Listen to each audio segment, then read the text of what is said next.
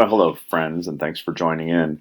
Today, I'd like to talk about a really interesting programming tool that exists in lots of different programming languages. It's Serial Monitor. In this case, of course, we're focusing on how you can integrate it into an Arduino program. And this will just be the basics of how you get the program to send a message as output to you. Later on, we can talk more about how to bring in some input through Serial Monitor as well. So let's get started. You can see I've got a nice basic circuit here. I got my three little lights blinking. Life is good. I'm going to look at the bottom of the window in Tinkercad, way down here where it says Serial Monitor, and click it. And you can see that I've got these messages going.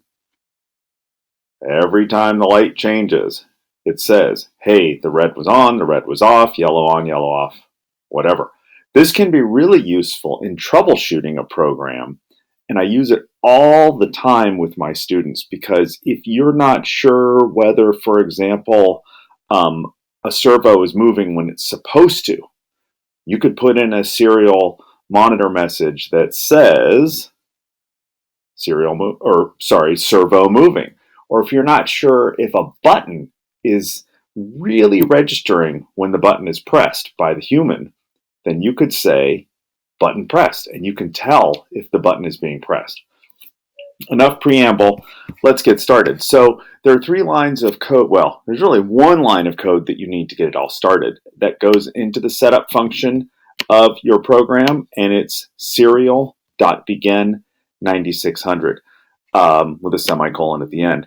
The 9600 relates to the speed at which the Arduino is communicating information. Then, wherever you want the serial monitor to display a message, you type in something like this: serial.println. That little sucker right there that I'm highlighting, that's an L, not a number one. In Tinkercad, they look very similar, so beware. Serial.println, or in the world of programming, serial.println or print line means print a line. And in this case, it's going to print whatever is in between the quotes that are in between the parentheses. So it will print red LED on. And then you know what's going to happen here. It's going to print red LED off. As this never-ending loop is run, then it's constantly running down below. How do we add it? Here we go. I've got a single LED circuit that if we start it, it blinks, right? Yay. Okay. So I'm going to click up here on line 4, and you'll notice that I'm typing with a capital S because that's what the Arduino wants. Serial.begin 9600. That just queues it up to say, hey, let's get that serial monitor going.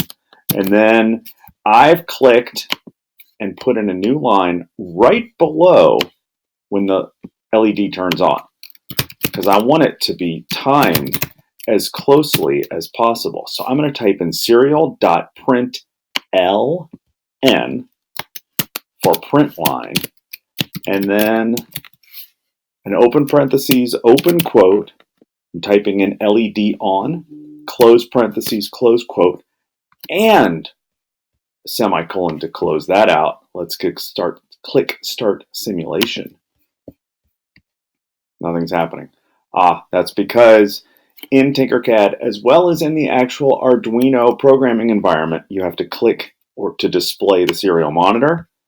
And so now you can see every time the LED comes on, it says LED on. Let's just round this out and tell us when it turns off. So you can either copy, paste, and modify, which I guess I should have done since I can't type today. Serial.println and LED off. One more time so that you believe me. Look down here at the bottom. See what I'm saying? You see down here? See? It works. Okay, so that's the basics of Serial Monitor. Try it in your own Arduino program. Thanks for watching. Click like and subscribe, and have a great day.